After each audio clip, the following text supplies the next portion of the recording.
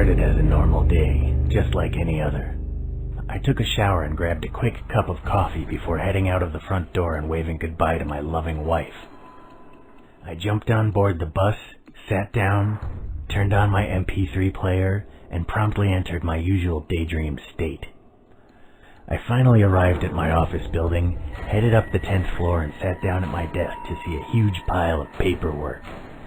I sighed and got started. A scream coming from down the hall broke my concentration. I considered going to see what it was, but the thought quickly passed. Probably just another hysterical secretary overreacting to a spider. Just as I started getting back to work, something else grabbed my attention. I peered out the window into the street below, and to my astonishment, saw a scene of utter chaos. People fighting, even killing each other for seemingly no reason.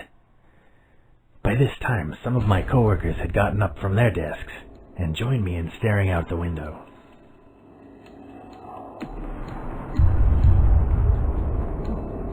The radio began blurting out all kinds of information. It said that a new breed of virus had been discovered, one that would change its victims into a homicidal maniac. This virus was highly contagious and spreading rapidly. Their advice was to stay where I was, and that if I were to encounter an infected person, I should try to destroy their brain. At this point, I felt myself entering a state of mild shock. It was obvious that whatever was going on was serious, and that a significant percentage of the population were going to be killed or wounded over the course of the next few days. My thoughts quickly turned to my wife. Was she okay? What if these maniacs were near our home?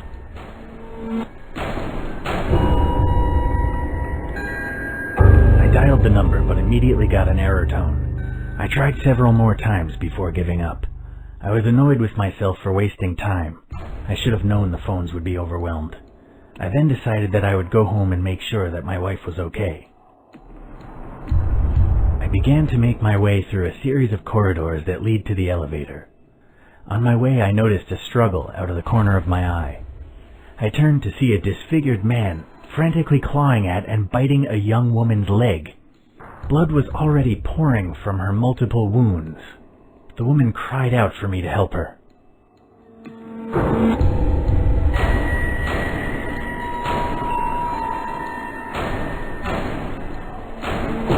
I began to look for somebody to help, but all of my fellow coworkers seemed to be far more interested in saving their own skins. By the time I returned to the office, both the crazed man and the wounded woman had gone. I decided to continue to the elevator. I arrived at the elevator, but to my dismay it seemed many other people had the same idea. I heard a ping and the elevator doors slid open. In a split second, the large crowd of office staff pushed and shoved their way into the tiny metal box.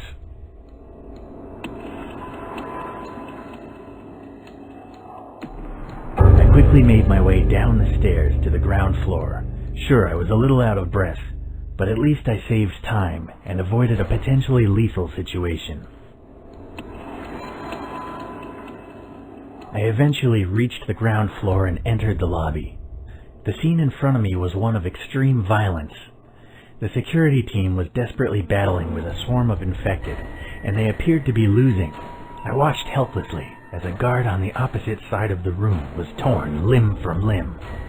I noticed his gun lying on the floor just a few meters away from his dismembered corpse.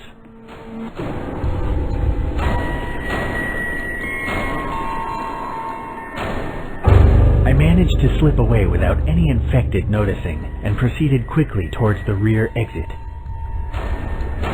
I made my way through several corridors towards the back of the building. As I approached the rear entrance, I spotted a hefty padlock across the bolt, making it practically impossible to open without a key. I cursed my bad luck and tried to figure out my next move. The janitor would have had the key, but reaching his office would have required going back towards the lobby. I realized that breaking the door down would be impossible, and that heading back would be too dangerous. So I set about searching for another exit. I remembered that there was a small window in the male bathroom just a few doors down the corridor. I arrived at the bathroom door and pushed it open. Suddenly, I heard a bestial roar coming from further down the corridor. A dozen infected had spotted me and were now heading in my direction. I quickly entered the stall and spotted the window I was thinking of. However, to my dismay, it was much smaller than I had remembered. I thought that I would probably fit, but I knew it was going to be a very tricky maneuver.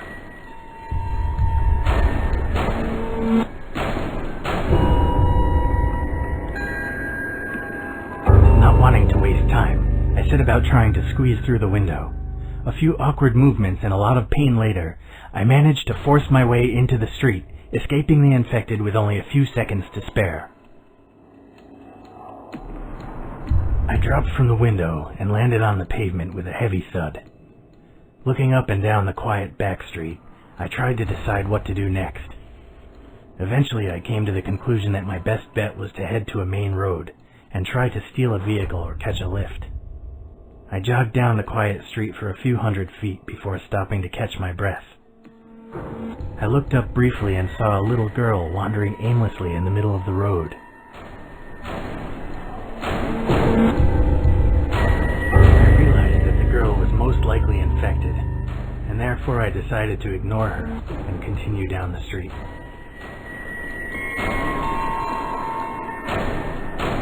I eventually arrived at the main road. As I suspected, the scene wasn't pretty. In every direction, I could see people either trying to fight or flee from the numerous infected. An array of dismembered corpses already littered the streets. I suddenly felt nauseous, and within a few moments I was vomiting my breakfast all over the pavement. I wiped my mouth with my sleeve and looked up to see a bus driving down the street. The number was the same as the one I usually took home. There appeared to be a lot of people on board already, but I thought I might be able to squeeze in.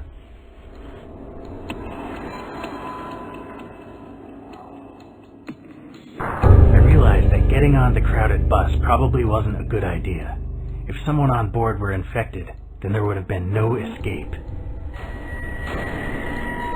As I continued down the street, I noticed several groups of people. Just across the road was a group of men with rifles. They appeared to be having fun shooting the zombies rather than trying to escape. In the alley, I could just about see a group of teenage boys armed with a variety of makeshift melee weapons. A few meters from where I was standing, a paramedic and an armed police officer were helping a wounded man, and as I glanced over my shoulder, I saw a group of survivors from my office building, heading in the same direction. I decided that it was probably best to team up with other survivors.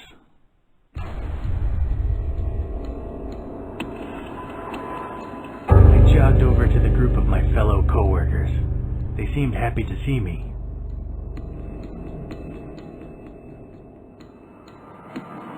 I told the group that I thought we should try to find some transportation to get out of the city center. One of them suggested we go to the parking area a few blocks down. We quickly agreed to our strategy and made our way down the street. As we approached the car parking area, we noticed a few infected wandering idly around the entrance. There was no real way to avoid them.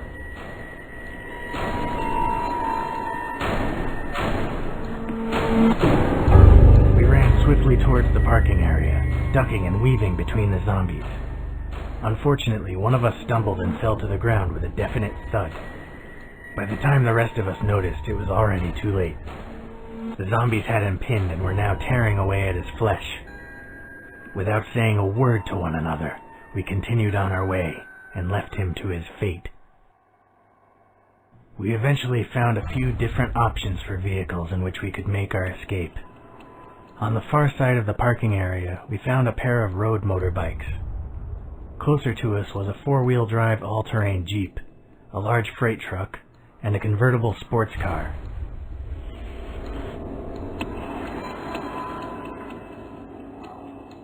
I suggested that we take the Jeep, and the others quickly agreed. Having the ability to go off-road if necessary would be incredibly useful, especially since many roads would have been blocked with traffic, accidents, or zombies. approached the Jeep and peered inside. To our dismay, we saw a pair of infected inside, desperately clawing at the windows in an attempt to escape.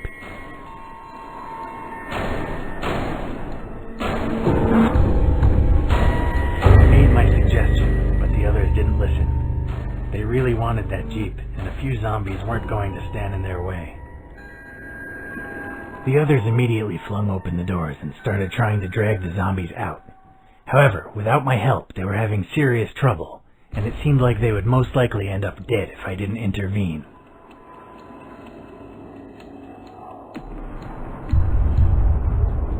I headed towards the motorbike and didn't look back. I climbed aboard my chosen vehicle and sped away from the car park onto the main street. By then the roads were littered with bodies and car wreckages. It was all I could do to avoid them. Everywhere I looked, I could see only scenes of carnage. It seemed that those not already infected were fighting a losing battle. My thoughts quickly turned to my wife. I tried to tell myself that she would be okay, but that didn't stop the horrible feeling in the pit of my stomach. I knew I had to get home as soon as possible. In the distance, I could see a gas station with a few of the zombies on the forecourt. I quickly glanced down at the fuel gauge and saw that I only had about half a tank remaining.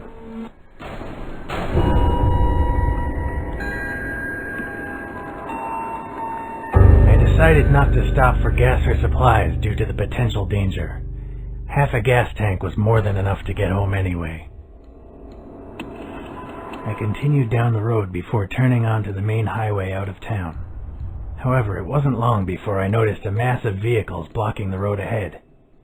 The combined sound of all the honking, shouting, and screaming was deafening.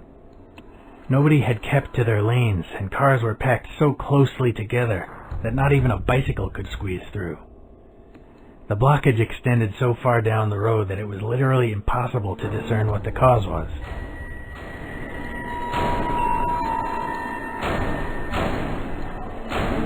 I decided that there was no point in waiting for the traffic to clear, and that without the Jeep, driving off the road was just too dangerous. I headed back the way I came and turned off the highway at the first exit. I soon found a safer, albeit less direct route home.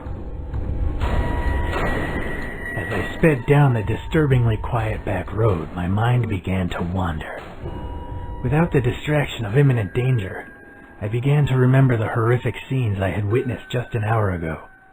Images of mangled corpses flashed before my eyes, and my head began to spin. I swerved onto the wrong side of the road, just as another vehicle pulled out from a concealed entrance. I braked sharply, but it was too late to avoid a collision. Amazingly, I wasn't seriously injured, but my ride was badly damaged.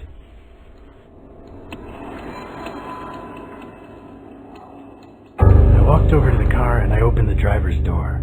He was unconscious, but didn't seem to be badly wounded. As I wondered what to do next, I noticed 3 large bite marks on his upper arm and realized that it wouldn't be long before he became one of the infected. I decided to leave him and continue on foot. After a half an hour of walking, I began to recognize my surroundings and knew that I would soon be home. There were several different routes I could take.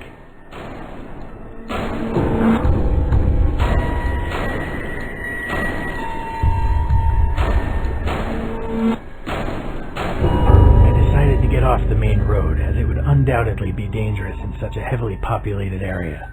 I decided to follow the train line instead, since it ran not far from my house and would be totally deserted. Sure enough, I didn't see another soul. I finally arrived in my neighborhood, exhausted. I knew that my house was just a little further down the street, but the area was swarming with the infected.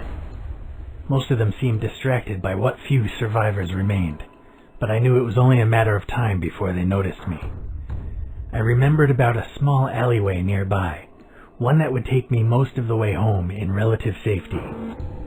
I entered the alley, and as expected, it seemed totally devoid of life. However, as I walked past a large dumpster, an infected old man stepped out of the shadows and tried to grab me.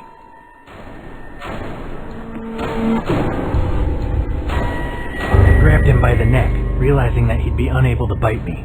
I pushed him away as hard as I could, and he stumbled backward. I had bought myself valuable time, but it wouldn't take long for the creature to regain its balance and come at me again. I turned to run back the way I had came, only to see that another group of them had followed and were now blocking my retreat. My only hope was to try and get past the lone infected.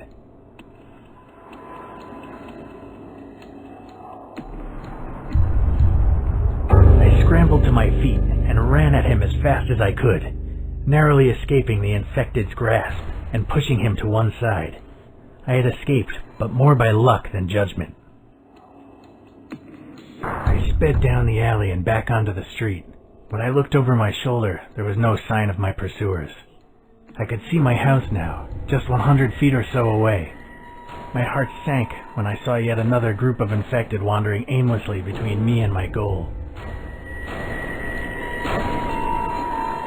I decided that it was too dangerous to carry on down the street. I went around the back of one of the neighbors' houses and climbed over the fence into their garden. It was tiring, but I carried on scrambling over the fences until I got to my own backyard. As I approached the house, I noticed the glass in the back door had been smashed and the door left slightly ajar. I was terrified for my wife's safety. I realized that whoever had broken into the house could still be in there, and without a weapon, I wouldn't be able to help my wife.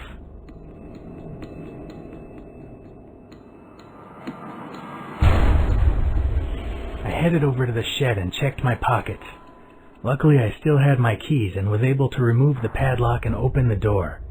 Inside, there was a wide range of tools to choose from.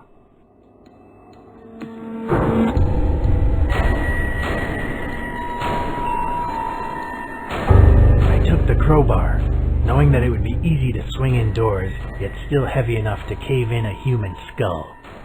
With my weapon in hand, I left the shed and walked back to my house. Before I could enter, I discovered why the back door had been left ajar. A teenage looter emerged from the house carrying my television, obviously intent on profiting from the crisis. When he saw me, he dropped the TV and pulled out a large kitchen knife. At that moment, I couldn't tell which one of us was more afraid. I told the looter that I wasn't going to hurt him, and that he could take the TV and go. He didn't bother to pick it back up. Instead, he ran over to the nearby fence and climbed over into the neighbor's garden. Having dealt with the looter, I walked in through the back door. I was relieved to finally be safely indoors, but I couldn't rest yet. Not until I was certain my wife was okay.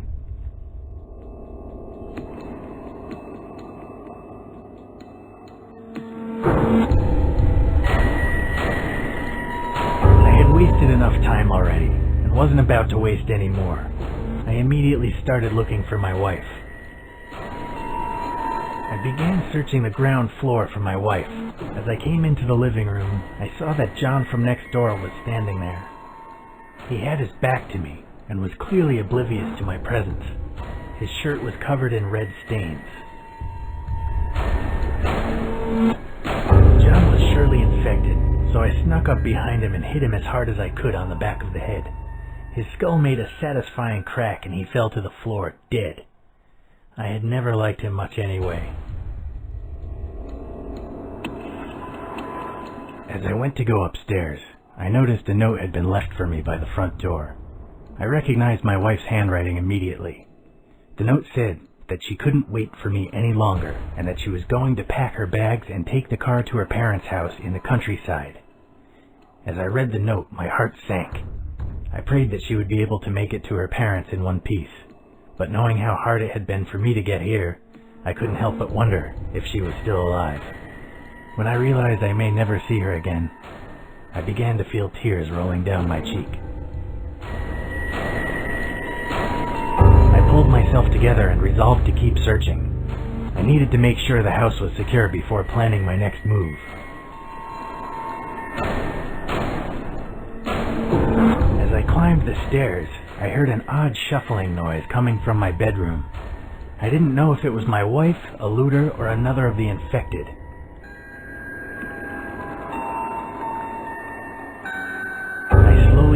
door open and stepped inside.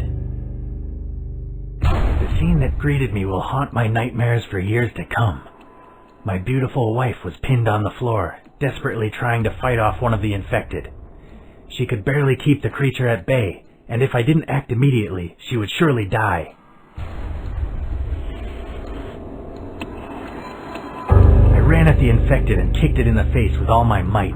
It was enough to get the beast away from my wife, and I was able to quickly finish the job without the risk of hitting her by mistake. I was finally reunited with my wife. I dropped the weapon and held her as tightly as I could. In that moment, I was happier than I had ever been, yet the feeling would not last long.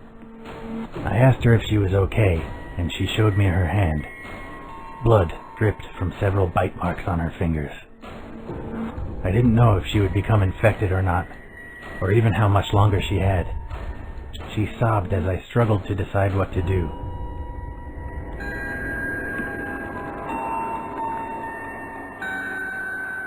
I knew I had to do something and do it quickly. If I could stop the spread of the infection, I might just be able to save her life. We ran down to the kitchen, took a clean meat cleaver from the knife rack, and tied an improvised tourniquet around her wrist. Within seconds it was over, and I was carefully dressing the wounds with bandages from our first aid kit. I didn't know if she would survive or not, but at least now we had hope.